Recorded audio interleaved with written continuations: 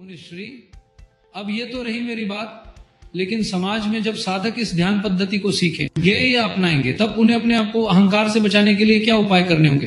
तो मुनिश्री ने कहा, जिस प्रकार से अधिक शारीरिक कार्य करने पर शरीर एक प्रकार की थकान महसूस करता है और थोड़ी देर आराम करने पर सब ठीक हो जाता है, उतने ही स्वाभाविक रूप से अहंकार शरीर में आता है। और अहंकार से घबराने की बात नहीं है, ये तो शरीर का गुणधर्म है।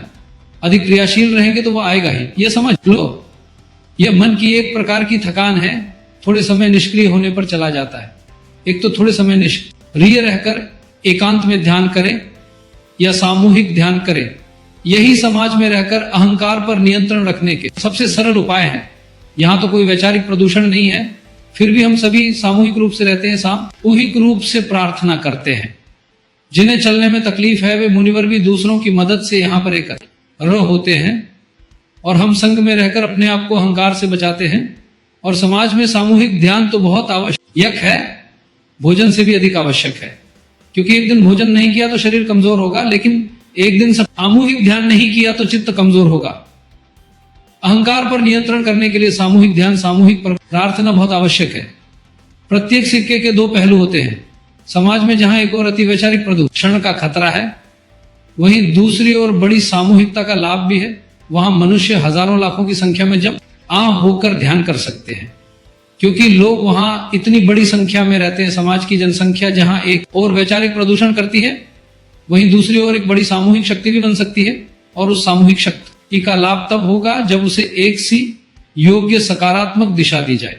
एक बड़ी सामूहिकता का लाभ प्रत्येक साधक को लेना ही चाहिए, क्योंकि वह भीड़ में रहकर वैचारिक प्रदूषण से होने वाला नुकसान सहन कर ही रहा है।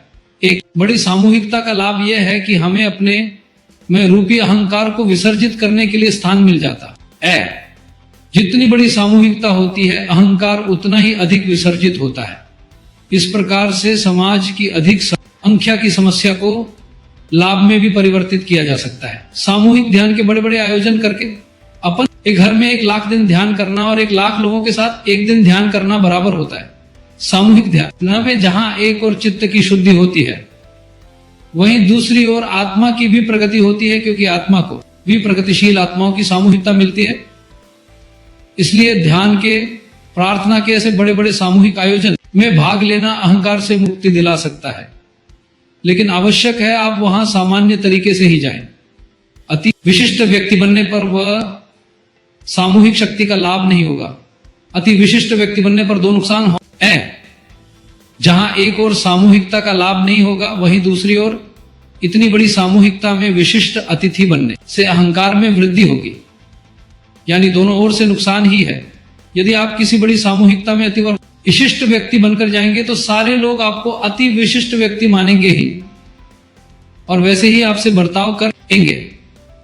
हो सकता है आप किसी क्षेत्र में प्रमुख होंगे, और जिस कारण से उस सामूहिक बड़े आयोजन में आपको अति विशिष्ट व्यक्ति का दर्जा मिला हो, लेकिन यह दर्जा शरीर को मिला है। और इतनी बड़ी सामूहिकता के सागर में, जो आत्माओं का सागर है, आप अगर आत्मा बनकर नहीं जाते हैं, तो आप आपकी आत्मा को सशक्त आत्माओं की मोही शक्ति से वंचित कर रहे हैं। आपका शरीर ही आपके आत्मा का शत्रु बन रहा है। आप ही आपके पैर पर कुल्हाड़ी मार रहे हैं। आप ही अति विशिष्ट व्यक्ति बनकर आत्महत्या करना चाहते हैं, तो आपको कौन रोक सकता है। ये तो ठीक वैसा ही है जैसे पेंटिंग की प्रदर्शनी देखने जा रहे हैं, पर आंखों पर काली पट्टी बांधकर जा रहे हैं, तो वहां दिखेगा क्या और देखेंगे क्या? कुछ नहीं। बड़ी सामूहिकता में सदैव संपूर्ण भाव से जाना चाहिए। आत्माओं की सामूहिकता में आत्मा बनकर ही जाना चाहिए। शरीर को प्रधानता न दे, शरीर की सुविधाओं की ओर ध्यान न दे। इतनी बड़ी भी डर जहां होगी, वहां तो कुछ असुविधाएं होंगी ही, कुछ अव्यवस्था भी होगी ही। हमारा ध्यान हम यहां क्यों आए हैं इस पर होना चाहिए। थोड़े में कहूं, सुविधा के लिए हमें हमारी शांति नहीं होनी चाहिए। हमारा अहंकार ऐसे स्थान पर विसर्जित होने वाला ही रहता है। इस बात को अहंकार भक्त ही जानता है, इसीलिए वह आपको बार बार शरीर के स्तर पर लाने की कोशिश करेगा ही, क्योंकि वह जानता है कि आत्माओं की सामूहिकता में अगर आप आत्मा बनकर गए, आपकी भी आत्मा सशक्त होगी और अहंकार को जाना ही होगा। इसलिए बड़ी सामूहिकता के आयोजन में शामिल होने के पूर्व मानसिक तैयारी करने की आवश्यकता है, क्योंकि आत्माओं के महासागर में आत्मा बनकर जाना ही अधिक श्रेयकर होता है। ऐसे बड़े आयोजन में आत्मा की प्रगति होती है। साधकों को प्रतिदिन सामूहिक ध्यान केंद्र में ध्यान करना चाहिए, क्योंकि उस वैचारिक प्रदूषण वाले मनुष्य समाज में आत्माओं को सशक्त करने का एकमात्र उपाय सामूहिकता ही जान पड़ता है। इसलिए समर्पण ध्यान का कार्य केंद्रों के माध्यम से होना चाहिए। कोई भी पदाधिकारी अधिक समय तक पद पर नहीं होना चाहिए। पद अधिकारी की समय सीमा निश्चित होनी चाहिए। सारे बड़े निर्माण कार्य सामूहिकता में ही होना चाहिए। पदाधिकारी भी निर्णय सामूहिकता में ले, क्योंकि सामूहिकता में निर्णय पर सभी दृष्टि से विचार किया जा सकता है। धन का अपव्यय होने से रोकना होगा। वास्तव में सामूहिकता का धन। आप सभी पवित्र और शुद्ध आत्माओं को दिल से धन्यवाद। आपका अपना बाबा स्वामी।